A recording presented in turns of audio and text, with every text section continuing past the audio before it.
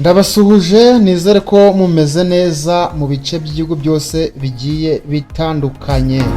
Itariki 2 z'ukwezi kwa 9 2025, ukwezi kuratangiye, turimo turagenda dusatira impera z'umwaka wa 2025. Umwaka uko bisa kose wari uryoshye, siko bimeze Frodo? Byaterwa, hari n'uwakubwira ko ari uryoshye ariko nko kuri njyewe nta kibazo mbibonamo. Uko bimeze kose, niba nawe wararyohewe n'abandi bararyohewe, ntawamenya. Nkabanje rero ngo tuganire byinshi bigiye bitandukanye, ariko mbere yuko tuganira ku nsanganyamatsiko dufite uyu munsi, wagiye ubibona ko kiri inkuru igezweho aka kanya ni ibyatangajwe na Minisiteri y'Uburezi bijyanye n'isozwa n'amanota nyine cyangwa umusaruro wagaragaye mu isozwa ry'umwaka w'amashuri 2024-2025. ubwo ni ikizamini cya leta mu mashuri yisumbuye. Ni byinshi bagiye batangaza, uko bimeze kose nawe hari uko wabibonye? Nabibonye, abana batsinze bari bishimye, ababyeyi babo bishimye. Urabona ko abana bagiye baratsinda ku manota ari hejuru cyane. Sinzi niba ari ibizamini byoroshye cyangwa se ari sisiteme y'imibare yahindutse. Hari n'abantu usanga bafite amanota menshi ariko ubona batazi kwivuga mu ruhame barangije kwiga segonderi. Ukibaza uti cya kizamini cya interview bazagikora gute, cyangwa se abo barimo wabigishe cyangwa se ababyeyi ntabwo babigishije bagafunga inguni ku kintu kimwe. Ariko muri make byari byiza cyane. Yego, ni ibintu byari byiza. Noneho basigaye batangaza muri pourcentage na bya bindi ngo ni grade A cyangwa grade B. Ubu ngubu nyine bagiye ubibona ko bya bindi bavuga ngo umuntu yujuje, bagiye ubona ko bitapfa gushoboka. Biriya byatanze umucyo kubera ko amanota umwana yakoreye uyabona uko ari. Ntabwo bavuga ngo A ngo B utazi ngo nangahe, amanota uko yakabaye. Biriya ni byiza cyane. Yego. Rero uyu munsi tugiye kuganira ku bintu bijyanye no gusurana, muri make gusura no gusurwa. Bimwe mu bintu bigenda bimara amafaranga y'umuntu mu buryo butateganyijwe harimo ingendo, hakabamo no kwakira abashyitsi. Ubwo gusura no gusurwa nyine.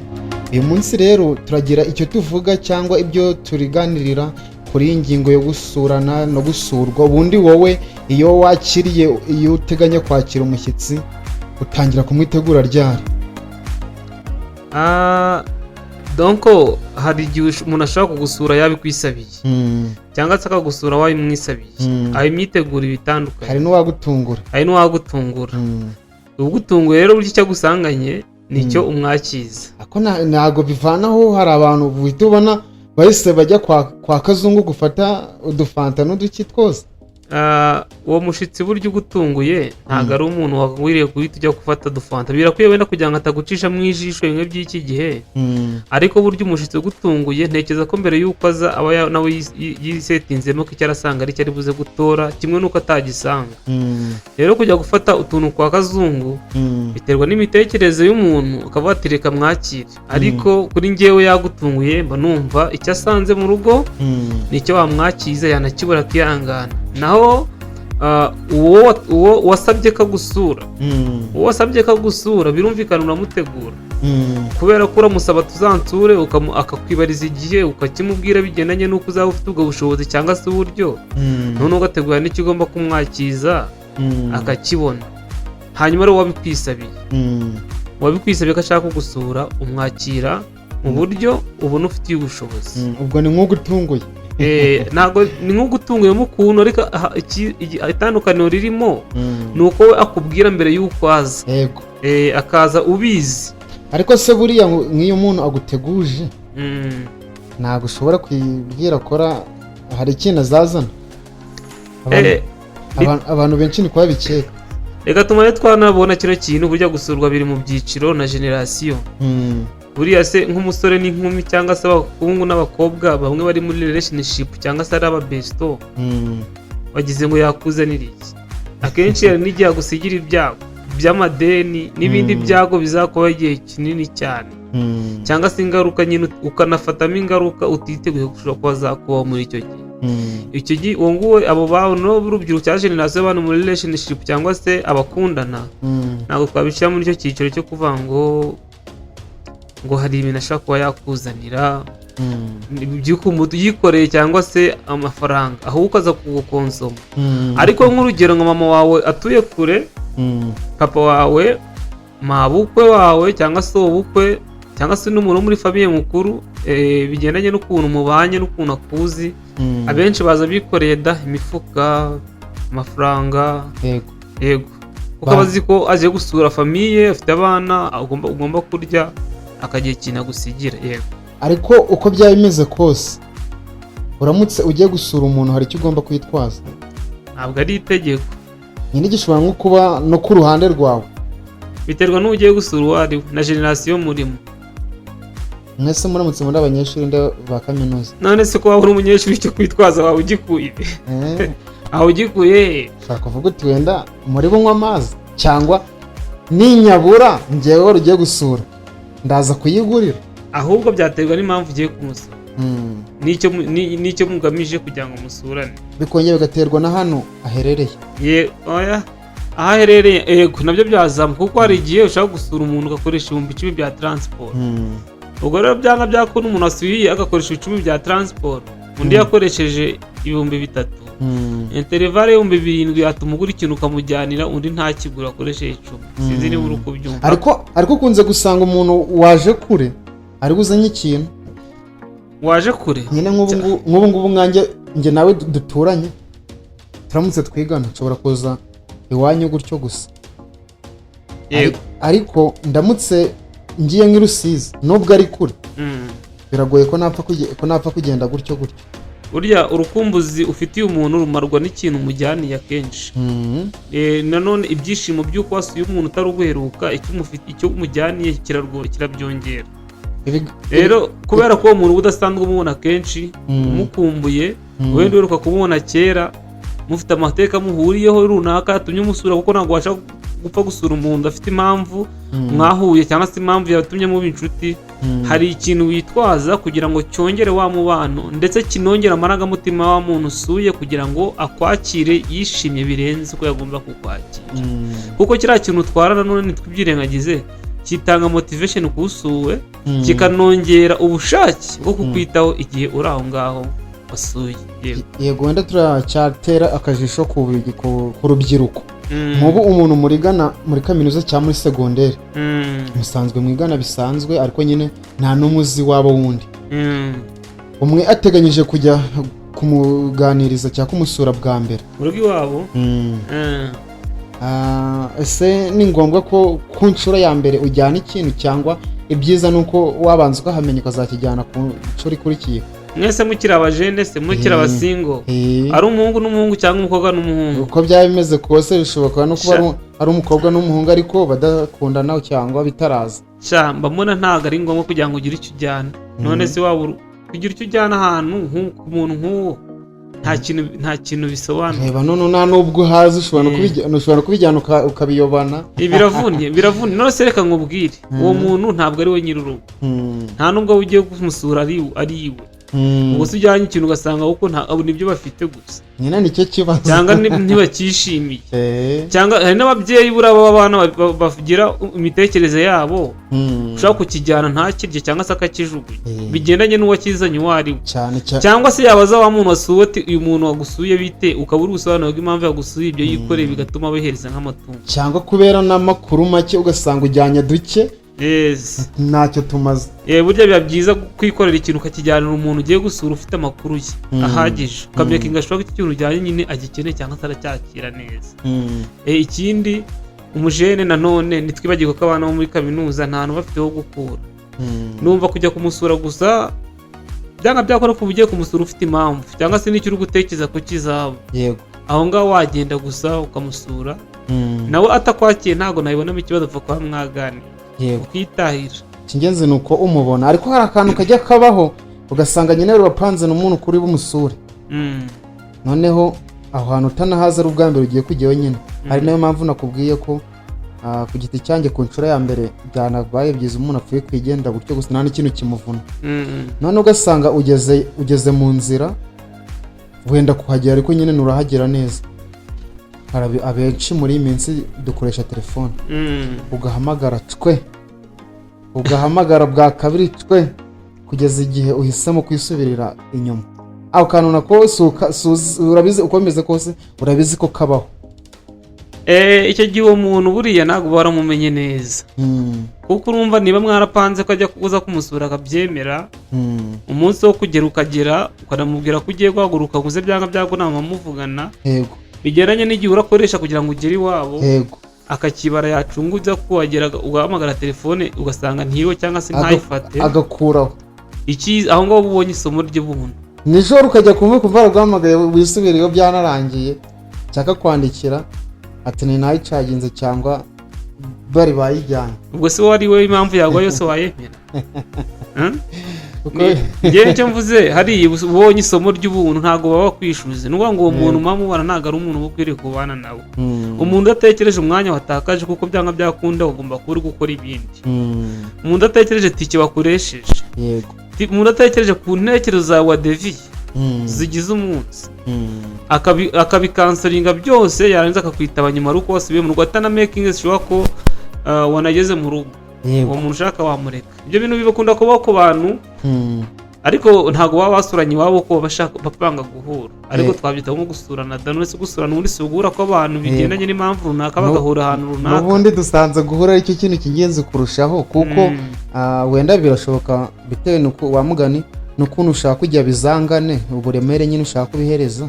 Ushobora kumva ko no gusuhuza abana baho ngaho cyangwa ababyeyi nabyo ari ingenzi, ariko buriya ikingenzi kurushaho nuko wahuye n'uwo nguwo. Cyakoze wenda nk'abantu baba basanzwe bigana, nk'iyo wateganyije kumusura haba harimo utuntu nka tubiri.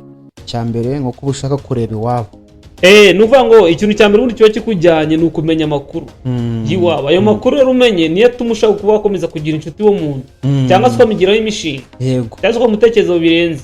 Ya makuru uvanyeho hantu niyo guhereza umwanzuro. Yarangiza rero akaba kwiho telefone kandi yari yabyemeye, nawe witeguye, ndetse uretse no kwitegura wanakoze urugendo wenda no kugerayo, ariko nyine ntabwo hazi kandi n'uwakure nyine.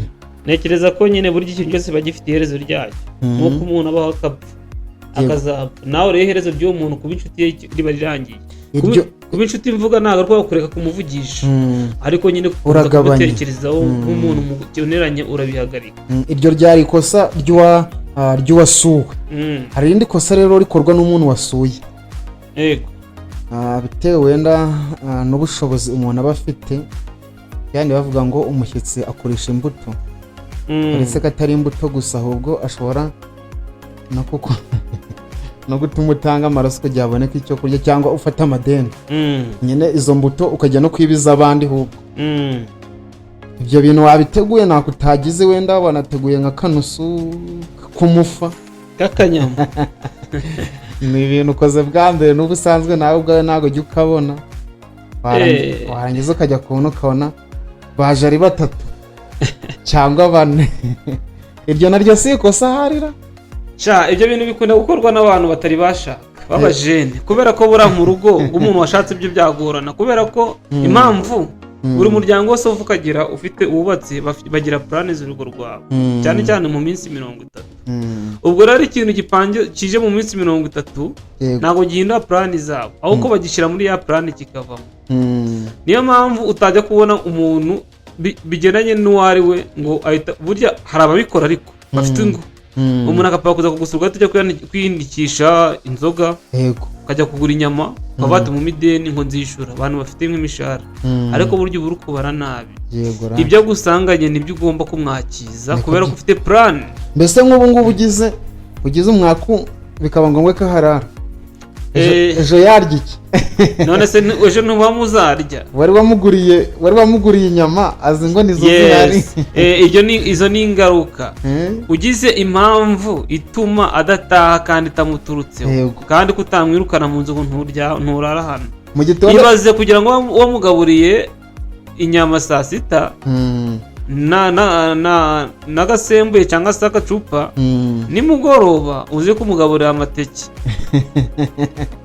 uri kumva nyine byayindi byo kwishyira hejuru. Icyiza rero isomo ryiza ku bantu bubatse n'ufite plan umuntu akakubwira ati ndashaka gusura gendera muri iyo plan ufite, kuko muri plan z'urugo habamo ku reserve amafaranga asigara ku ruhande ashobora kuba yagira ute yakemura akabazo runaka gashobora kuba katungana kuko mu rugo ntibyabura. Ariko nkuko batipe abantu b'abasingo abasore cyane iyo wapanze kumusura cyane cyane ni nk'umukobwa swari n'abajya gutira inkweto man, hari n'abajya gutira imyenda yo kwambara, kandi hari n'umuntu uba ushaka kugira ngo akubone nyine nk'umuntu uri iwanyu.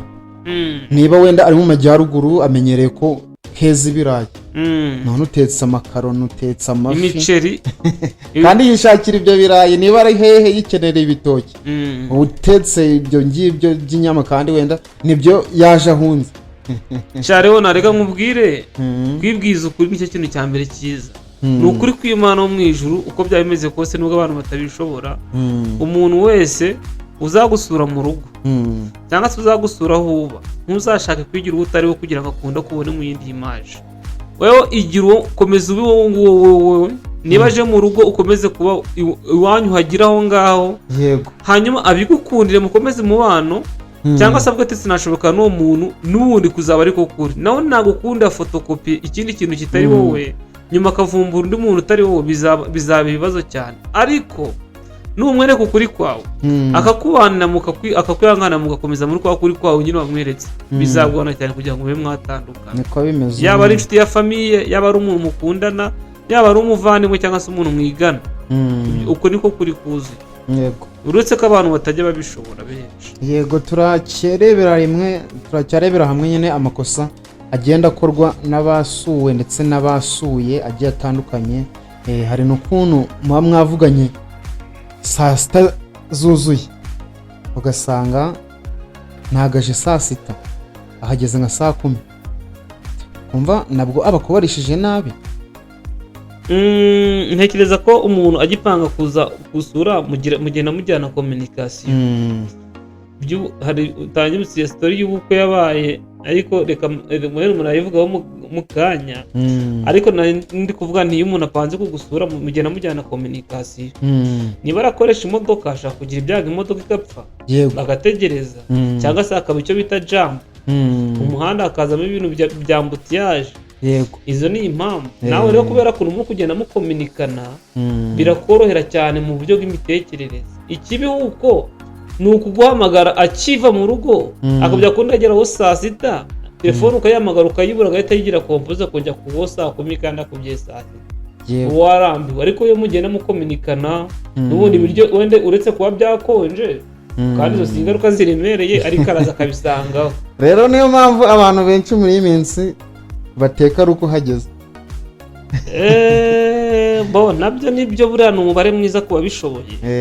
Kuko hari igihe ushaka kwibesha ukava, hari igihe ashobora no kuza kugusura akaguhisha ko ari kumwe n'undi muntu. Wajya kuba ukabona wari watetse ibiryo by'umuntu umwe cyangwa babiri, wowe nawe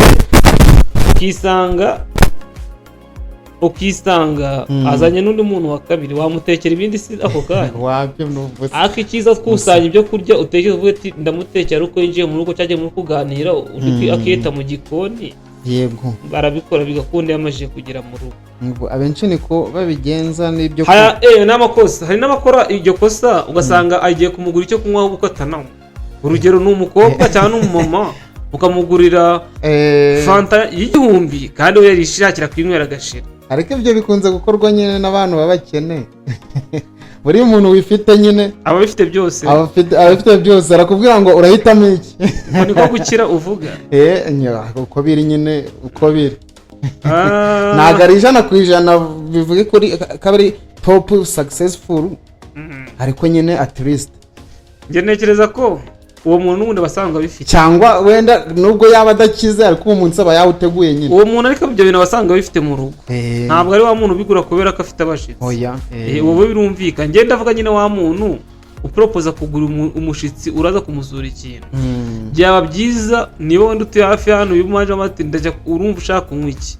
Kwa ryo ushaka kungura fanta nge nishakira kwinywera agashira, kandi ariko kanzanye mu cyaro na ntuye mu mujyi. Kanga ni fanta nanjye murambona hehe wanjye. Cyangwa se ukanzanira ibiryo bitetse ibifiriti aribyo nirirwa, kandi nshaka kwirira iki ibihaza bitetse mu bishimbo ugasanga ntabwo ari ibi byiza rero ni uko umubaza n'ubundi umuntu wagusuye aba ari inshuti yawe mwana aba ari inshuti wawe keretse abahungu nibyo ndi kuvuga n'abakobwa we yipasa muremure akigira umuntu utari we hari n'abafata umwanzuro reka mubwire bagahindura iwabo barahari gusa akatira agatira inzu akavuga ati iwacu ni hariya ku ishuri segonderi hariho n'abatiraga ababyeyi urumva umuntu watiye n'umubyeyi we noneho n'undi rwego buri umuntu wakubyaye akagutwita amezi 9 akaguheka akakonsa akaguhanagura wikozereho bya bindi ukamwihakana ngo ngo n'ikindi kintu ubwo si impamvu nyamukuru yo kuba yatira ahantu ho kumwakirira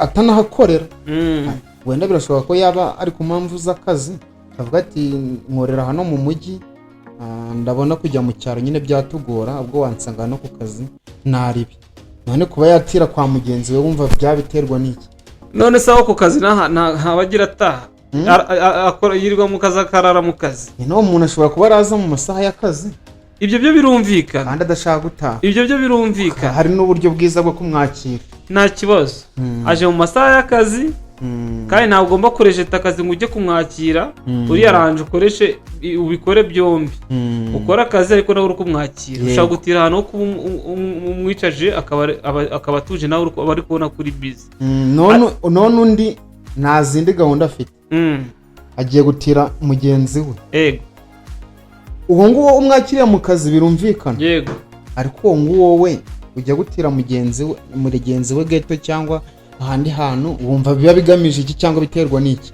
njye nabishyira mu mpamvu nyinshi ariko reka mvuge izi cyangwa harimo n'abagamije ibi birashoboka nabyo icya mbere hari impamvu ubujiji bwo kutisobanukirwa n'uwo ari we bwite icya kabiri hari kutiyakira bigendanye n'aho wakuriye n'ibyo wakuriyemo icya gatatu bigendanye peer pressure ikigare cy'abantu mubana mu buzima bwa buri munsi n'ibyo kuganiza icya gatanu navuga harimo kwisanzura biyobora gukora icyaha cyangwa se kujya mu ngeso mbi ubwo uyu munsi sinzi impamvu ndi kwibanda mu kurubyiruko cyane no mu makaminuza bikunze kubaho ugasanga umukobwa cyangwa umuhungu asanzwe aba muri hostel abonye umushyitsi ntacyo bapfana agiye kumwakira muri geta ahantu y'undi muntu mugenzi kandi ni segise opoze icyo abagamije aho ngaho ni ukugira ngo aryamane nawe mu buryo bwisanzuye arareba hostel sigibamo abantu banera cyangwa hagati ya 4 na 6 yayibaze kandi hari amahostel menshi aba afite ibitanda by'amayetajeri umwe arara hejuru undi arara hasi rero umuntu opoze sexy aragusuye nta bindi bintu mupanga ntabwo ari mushiki wawe abasore bo muri kaminuza ntabwo mbibashinjije kandi ariko biravugwa ko nyine izo ngeso bazigenderamo abagira ngo abone ahantu yisanzura nyine akore bya bibi ngereka bari byo byita bya bibi bye batanga impamvu ngo hostel ntabwo bateka ngo bagira ngo nyine none se uzajya ujye ukamwakira bakwirukana none se aho batekera ni muri ghetto cyangwa batekera ni muri arega byane twanahereyeho byo kwipasa muremure abasanzwe nakuzi wanamujyana no muri kantine ngiye kubwira abasanzwe uzi kudafite iwawe none se hari kaminuza uzi hano mu Rwanda cyangwa se uzi itagira external ataho habaho restaurant hanze haba restaurant amakantine none se umujyanye uzi ko ari ahantu ho kwicara ukamwakira ngo waraza akagaruka muri hostel mukaganira ukamuherekeza agataha ku kibi gusaba kujya gushaka indi gato y'undi munyeshuri mugenzi wawe akagusigira urufunguzo kandi urabizi ko niba arimo afite chambrette nta hantu ho kwicara afite ni igitanda gusa kiri aho ngaho na karita hari icyo wari wavuze uri buvuge ko ubukwe sinzi niba ukikibuka ubukwe karaga story na gastori ndimo mvuga no ngingo twatuvugaho nyine kwakura umuntu ategereza umushitsi akamubura hari ahantu byabaye nyine bategura ubukwe barapanga juste umukobwa yatetanaga n'umuhungu ariko bahuriye mu rupagasa donc umuhungu yaje gupagasa ahura n'umukobwa waho ngaho muri zo quartier aho yagiye gupagasiriza barakundana nyine bajya muri relationship barateretana bapaga gahunda zo kubaka ya mihango bakora bwa mbere niba ariyo gusaba no gukwa niba ariyo sinzi ukuntu babyita bakuru bajyana inzoga bwa mbere ahantu hari umugeni w'umukobwa. Igihe cyarageze barateka bashaka inzoga, bashaka abantu bo kuvuga amajambo, bagira ute bubaka ibisharagati, bategereje umushitsi baramubura. Bategereza umusore barababura. Bategereza ko haza barababura pe. Ibiryo biribwa n'abandi, inzoga zinywebwa n'abatazigenewe, agahinda kaba kenshi. Umukobwa ntuzi ko byarangiye atorongeye. Yego. Barabura bururu kandi yari umukobwa mwiza ubona ufite icyizere, ukora imbaraga n'ubwiza. So urumva rero hagati aho no mu gusurana cyangwa se mu gusurwa, ibyo navuga ko ubonye wa muntu hakiri kare. Niba umuntu upanze ko ujya kumusura wenyine akabyemera, ukagenda muri kuvugana akabyumva, yabona ugeze mu rugo iwe agahita afata telefone akayikuraho. Icyo kintu uzakinota ahantu uvuga uti umuntu ntabwo nzongera kumukirisha mu buzima bwawe. Nuko ubirenzeho akakuvugisha akakubwira ngo impamvu ngo nuko telefone yazimye ngo nayinise, ukabirenga wazisanga noneho byararenze urwego rwawe. Byaragiye muri za famiye, byaragiye mu baturanyi, byaragiye mu muryango mugari, ugasanga noneho cya kintu gikoze ku bantu barenga 5 n'amarangamutima y'ababyeyi bawe cyangwa be, kandi bari abantu bo kubaho. Muri Kiliziya Gatolika hari ikintu kibaho bita ngo umutambagiro mutagatifu. Wenda kubijyanye na misa, padiri aturuka hariya bambarira ubundi paka ageze kuri alitari nyine, nibyo bita umutambagiro mutagatifu. Ariko ku bakristo ho ngo hera mu rugo ku myiteguro y'icyumweru. Kuri uyu muntu nyine afura buriya aba yatangiye gutegura misa uko izagenda. Rero n'umushyitsi mukimara kuyipanga buriya bihita bikuza mu mutwe. Abenshi nyine nta kindi kintu, nicyo kintu nk'iyo ufite urugendo ahantu runaka, nicyo kintu ushyira mu mutwe cyane. Yego.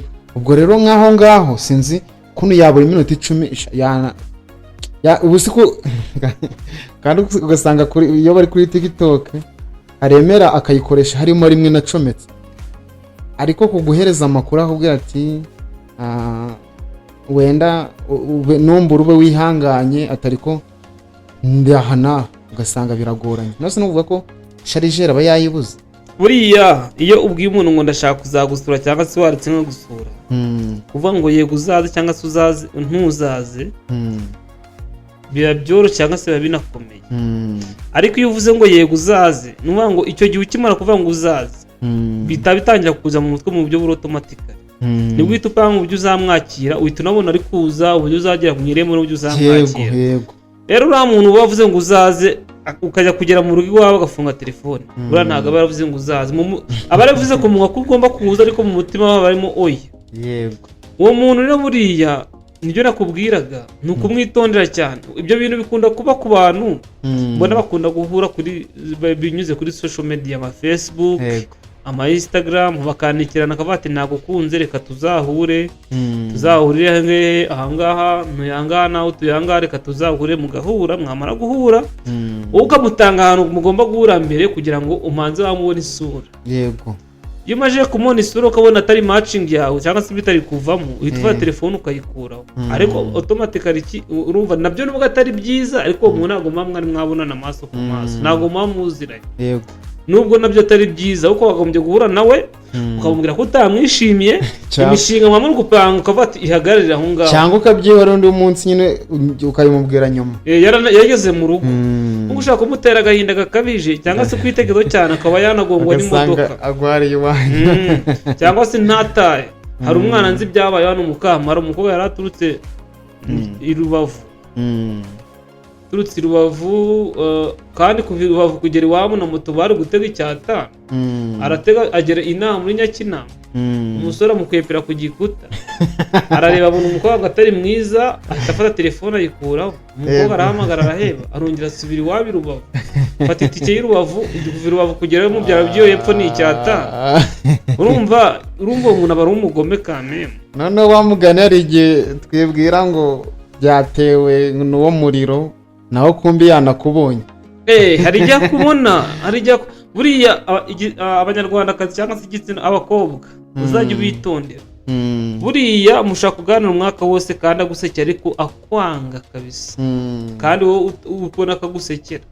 ariko mu mutwe we no mu mutima we akwanga abona kuri ikintu bakunda kuvuga ngo utari type yanjye cyaka gusekera kubera business of zibahuje course ngiye kukubwira atanga inseko kubera impamvu ari kwiga aba afite impamvu ari kwiga ntago ari amarangamutima y'urukundo aba ari kugukorera ariko kubera ko akeneye ko wenda uzamugura telefone ari kuyipendingaho umwishyurira akaresitora sibyo mutembera ukamutamo bya bindi by'iki gihe aragusekera ariko indi mishinga iri awe y'ibyo bintu bigahagarara niyo mpamvu iyo ujya kumusura ugapfa kujya kumusura akabyemera kugira ngo nyine adahita akanda ugahita ubitekereza ukundi yabona ugeze mu rugo ugeze stage agahita atanga izindi mpamvu nyine iyi mpamvu zibuze rero afata telefone akayikuraho kugira ngo azisobanure inyuma uwo muntu iyo ufite ubwenge nawe uri umutipe uri seriye wahita umureka nyine ukava mu bindi ariko nyine nk'inama umuntu yabagira buri umwe wese none ko umuntu mutari kumwe ushaka kuvuga oya biroroshye pe biramutse binakugoye wanayandika ariko ntutumiva mu rugo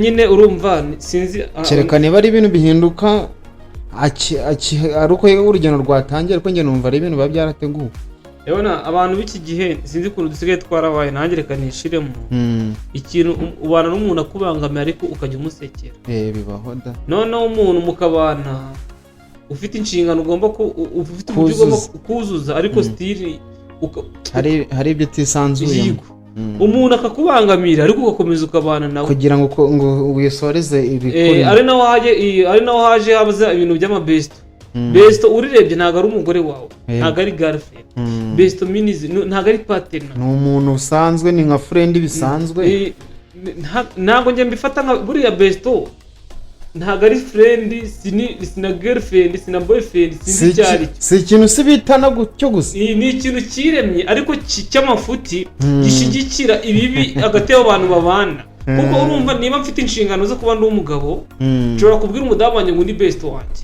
nawe akabwira umugabo ngo ni best wanjye ariko wabaza impamvu ubwo best buhari wayibaza ukayibura urumva ni ikintu kiremye mu bintu bitewe n'uko isi kugenda irangira iri kugenda icika intege mu myumvire mu mikorere mu mimerere kiremye ko kitagira umumaro kuko utekereze aho bikomereye usanga umuntu afite urugo n'undi afite urugo bakaba aba besto kandi ari opposite sex bibaho ku ishuri turabafite umwe yaje ari umugabo w'umugore aho mu cyaro nyine noneho undi aza ari umugore w'umugabo aho mu cyaro baraza umwe ahita umugabo n'umugore aho ngaho ku ishuri urumva na hano mu cyaro iwacu birahaba umwe agatekera undi nuko nyine urumva nangwa nabo uko ingo zabo bari barazisize kure abandi babikora no hafi y'ingo zabo baho kubera ko ari kumugura agacupa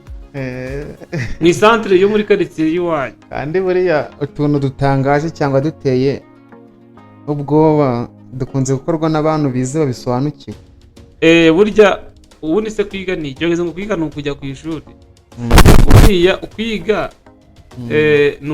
ni ugufata ibyo wapanze mukabikora mu buryo wabipanze ukabigeraho yewe niko mbyumva yego urumva niba umuntu atekereje niba afite inshingano z'urugo afite umugore n'abana ari muri izo quartier agashaka undi mugore wo muri iyo quartier atuyemo akamwita besto akajya approaching izo systeme zose kandi akazikora zigakunda umugore we ntashone uwo muntu uko barita n'umuntu ufite masters mu bwenge n'ubuhanga ariko bubi ikiza nuko biga muri mashuri bigisha ama ethique y'ibintu bagomba kugendaho n'ibintu bya kirazira turabyiga mu matorero ibyo bintu ubundi ni kirazira ariko bari yabo nyine bakora ibintu bi negative so rero tugendanye no gusura no gusurwa nkuko twayivugaga njye uko mbyumva wenda twanzura cyangwa se dutanga inama niba umuntu agusuye bigendanye n'uwo ari we wikipasa muremure bura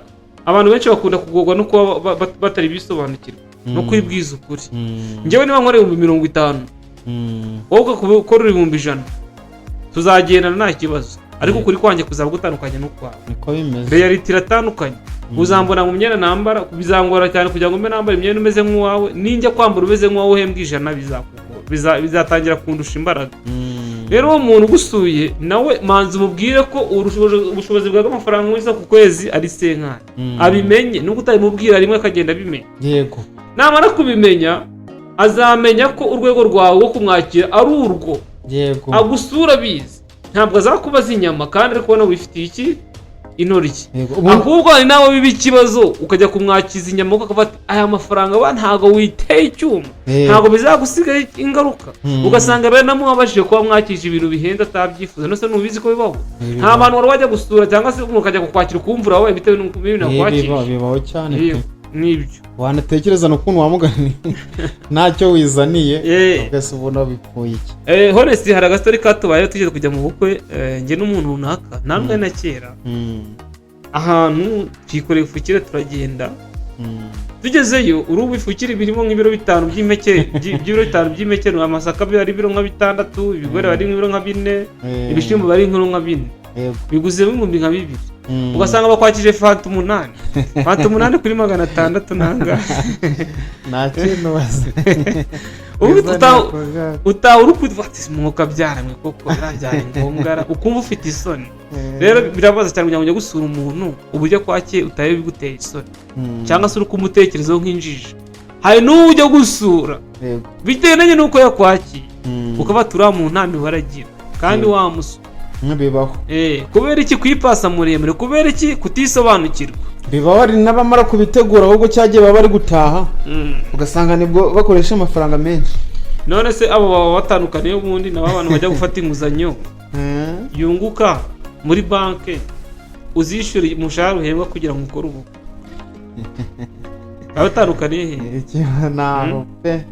nuko wenda itandukanye nuko umwe aba yakoresheje bije nini, ni bije gusa ariko ibikorwa bigenda mu mujyi umwe. niyo ngo ni amafaranga yose uba watakaje ariko atagomba kugaruka. bamugane turi kugenda tugana ku musozo, ariko kuri nkawe ku giti cyawe ni ryari ushobora guhakanira umushyitsi? igihe mbona nta bushobozi mfite. ukamubwira uti nuze havuye mu gahunda z'akazi. igihe mbona ari muri situation nziza, donc famille cyangwa se wowe ubwawe ushobora kuba uri muri situation itakwemera kuba wagana n'abantu mu buryo bw'isanzwe cyangwa se buhagije. aho ujya ngo uze kunsura unafite ikintu cyo kukuganiriza mba numva ntakubwira ngo usure. ikindi umuntu agira crise mu buzima, ntabwo nshobora kujya gufata ideni kugira ngo mwakire wansure, ntabwo bibaho, ntabwo bishoboka. aho ideni najya kurifata mu gihe ngiye kuburara cyangwa famille igiye kuburara. rero mu gihe ndi kubona afite ubushobozi kuba nakwakira mu bushobozi bwanjye, ntabwo nshobora kwemera kuza kuba. hari n'umuntu nzi ushobora kugukatira nyine nkaba n'abantu baba batahazi, kuno umuntu aba aturutse kure aje gusura ako utayimubwiye akaba yagukatira burundu. nanjye niko byagenda, aho byakumvikana bitandukanye na wabandi baguteguye. nanjye niko byagenda njye ntabwo ushaka kuza kunsura utabipanze utarabimbwiye ngo ngiye nkwakira.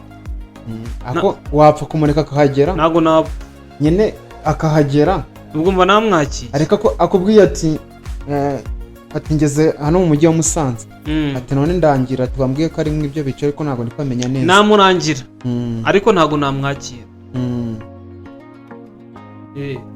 namurangira ko ntabwo namwakira. impamvu reka mvuge nka story imwe y'ikintu cyambayeho. umufasha wanjye wo mu rugo afite inshuti z'abantu nyine, birumvikana iyo ushatse ugira abantu mubana cyangwa se mwabanye. hari nka 11 ndi mu kazi z'umugoroba za mu gitondo nimugoroba, kubera ko umuntu ari ugomba kumusura ari tuye hafi hano mu mujyi, aramagara mu rugo ngo kana kaje kudusura ninde ni inshuti yanjye. namwaneze ko warabimbwiye ati waperantunguye. icyo nakoze ngiye nahise mubwira ni nta kibazo mwakira, ariko njye ntabwo nigeze mva mu kazi, nta n'igiceri cya senga natanze cyo kumwakira. baragiye baraganira, baje kuganira arataha aza nsuhuza nsezera. nuvuga ngo ibyo bintu bro reka nkubwire, imikoreshereze y'amafaranga cyangwa se uburyo amafaranga akorerwa n'uburyo akoreshwa mu kuyasohora ni ibintu bibiri bitandukanye. kimwe mu bintu bishobora kuba byagutera ubukene bwa burundu ni ukutamenya imikoreshereze y'amafaranga mu buryo yinjiramo n'uburyo asohokamo. igihe cyose uzabara amezi 3 ugasanga amafaranga ari gusohoka ari gukuba 3 ayinjira, uzamenye ko ugiye gukena burundu. niko bimeze. ibyo rero nabyo kuza kwakira abantu utapanze ngo baze kunsura utabishyize mu mutwe uko uje wese ukakira ujya kwisanga uri muri iyo crise kandi ubuzima burahenze, buri munsi ukeneye guhaha, buri munsi ukeneye kurya. Hari n'abandi bafite none inshingano z'abandi bana, uretse no kugira inshingano z'abandi bana, wowe ubwawe nk'umugabo wavutse uri umugabo uzakenera living allowance aho kubaho, uzakenera gutunga uwo muzashakana kuko niwe uri under responsible y'urugo. Icya gatatu uzakenera gutunga abazagukomokaho, ubwo ndavuga urubyaro. Ibyo bintu rero ntabwo ushaka kuyipuraninga byabaye, ahubwo iyo uri umuhanga ubitegura mbere yuko bikubaho. ubwo iyo utabiteguye ujya kubona ingaruka ziri kuza zisukirana ukabona noneho wasaze. ni ibyo ngiye. Iyo ari impamvu ishobora gutuma utemera ko umuntu agusura. None ni ryari wowe ushobora gusubika cyangwa ukanga gusura umuntu kandi byari ngombwa? Mu gihe mbona kujya kumusura bidafite impamvu iremereye, cyangwa se we mu gihe mbona atari kubyumva. Ashobora kubigusaba cyangwa nawe wabimusabye? Arabinsabye ko ngomba kujya kumusura, yabitekereje arabinsaba, ariko ashaka kubinsaba bigakubitana n'izindi plan nakoze. Wibande ku kintu bita plan. Ashobora kubinsaba bigakubitana nuko mfite izindi plan. Ubu se reka nkubwire, ukwezi kwa 9 turimo, ubu ntabwo ufite activity plan z'ibintu uzakoramo. None se hagize umuntu uza gukubita ikintu kimwe cyo gukora ukubona gikubitanye na activity plan wapanze muri uwo munsi, si tushira ku munzani ukareba gifite imbaraga, cyangwa ugasanga na plan nazihari zihambaye nyine, ariko nyine uko bimeze kose ibiri imbere birakenera amafaranga kandi n'uwo munsi ushobora gutwara amafaranga. Ibyo rero ni plan nyine biri imbere nyine bikenera amafaranga, niyo plan nyine ihambaye, kuko nta plan idahambaye idakenera amafaranga.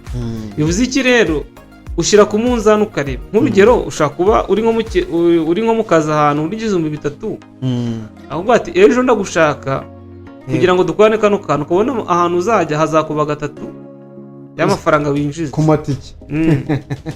Kandi urumva tubate sinone niba niza 3 ahantu uzajya hakazakuba 3 ku matike, ngomba gukora iminsi ngahe 3 ntarya nta kintu gusuramo. None se urumva ugomba kumuhereza proposal igihe bishobokera nyuma y'iminsi byibuze nk'itanu kugira ngo nyine uzatege ugaruke uri safe.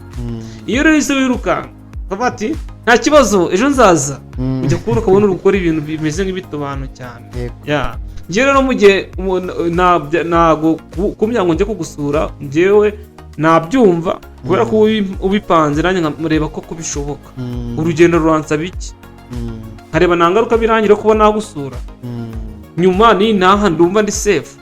Si ino waba umeze nk'wa muntu wakira abantu cyangwa se wa musore wakira umukobwa musubiye mu rugo agasigara arira, kubera ko nyine yamukonsomye biri dubu, ntabwo ubona se, ntabwo ubibona, akamukonsoma biri dubu kuba kwiyemera gusa, ubwiyemeze bugatuma asigara ari kurira nyuma yo kuba umuntu amuteye umugongo akagenda. Ariko uko bimeze kose turi no gusoza, gusura ni ingenzi. Gusurana muri rusange, gusurana ni ingenzi, ariko ni ingenzi ku bantu runaka. Muri rusange gusurana ni ingenzi. Iyo usuye ubona inshuti, iyo usuye mugirana ubucuti bwimbitse birenze ubwo mwamufitanye. Gusura bituma umenya amakuru, gusura bishobora gutuma ubona intangiriro nziza y'ubuzima bwawe bw'imibereho. Gusura bishobora gutuma ufata imyanzuro y'ibintu utagomba gufata kandi kujyana ahantu heza. Gusura bituma ushaka kuba wajijuka, ndetse no gusura ushaka kuba byaguha ibitekerezo byo gutuma utera imbere mu buryo bumwe cyangwa ubundi, haba business, akazi se, cyangwa se kumenya n'abantu bashaka kuba banguha akazi.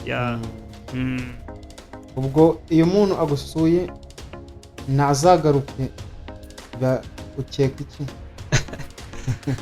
Biba bitewe n'impamvu. Hari n'igihe reka dufate nka generation zanyu, abahungu n'abakobwa ashaka kuza kugusura, ukapanga kumukoresha ibintu adashaka, sibyo? Iyo rero umukobwa uri se wiyubaha, ufite commitment z'icyo yasetinze muri we, afata umwanzuro wo kutazagaruka iwawe. Noneho kuri famiye abantu bubatse, ashaka kuza kugusura ukamusuzuma, cyangwa se ukamubwira nawe mu rugo, cyangwa se ntumwubahe kuba yagusuye. Urugero nka mabukwe wawe cyangwa sobukwe wawe, databukwe wawe akagusura, ntuje kumushakira n'agacupa, cyangwa se ukamugaburira ibiryo bitarimo amavuta cyangwa se ukatuka umukobwa we imbere mu maso ye cyangwa se nawe ukamutuka tubundi ibintu nyine ahita afata umwanzuro ko utazagaruka paka ugiye kumusaba imbabazi. Rero biba byiza nanone ugusuye ukareka ukumva ko yagusuye yatakaje umwanya we ubwawe kuba yaje kugusura ni uko yabonye ko nyine ubikwiriye icyo kintu nacyo ukakimwubahira. Yewe noneho niba nakubwiye ku ruhande rw'abakobwa ati iki kintu ntabwo nifuza kugikora cyangwa se wihimatiriza ibintu ushaka ukamwubaha nk'umuntu kuko nawe afite uburenganzira bwe kwifatira imyanzuro. Kandi ibyo byose ingaruka nziza zibamo bikurinda icyaha n'amakosa cyangwa se amakimbirane ashobora kuba aturuka mu mibanire y'urugo cyangwa se n'imiryango bikarinda kuba wasenya. Anyway, ngayo nguko rero twaganiraga na Froduard Ngendi Ronald, twari mu kiganiro ubuzima n'imibereho cyo kuri uyu munsi kitwinjije neza mu kwezi kwa 9. Kwezi twatangiye tuvuga ko kwaryoshye nako kugiye kuryohera abantu benshi bagiye batandukanye, kuko abenshi nibwo batangiye gushyira mu bikorwa gahunda zabo zigiye zitandukanye nyine zituma barushaho gusoza umwaka neza wa 2025. Ubwo rero twizere ko mukomeje kumera neza, mukomeje kuryoherwa na gahunda za Rainy Today, mukomeje mwimakaze umuco wo gusurana ntago ari mubi. Icyo mugomba kwirinda nyine ni ukwishyira ku rwego mutariho, ku rwego rwo hejuru mugakoresha ibihari cyangwa ibishoboka byose bigiye bitandukanye, reka pana kwishyira ku rwego rutarirwo. So reka mbashimire rero mukomeze mubane natwe ku mbuga nkoranyambaga zacu zigiye zitandukanye. Ni Froduard twari kumwe na Ngendi Ronald. Today is another day. Ibihe byiza.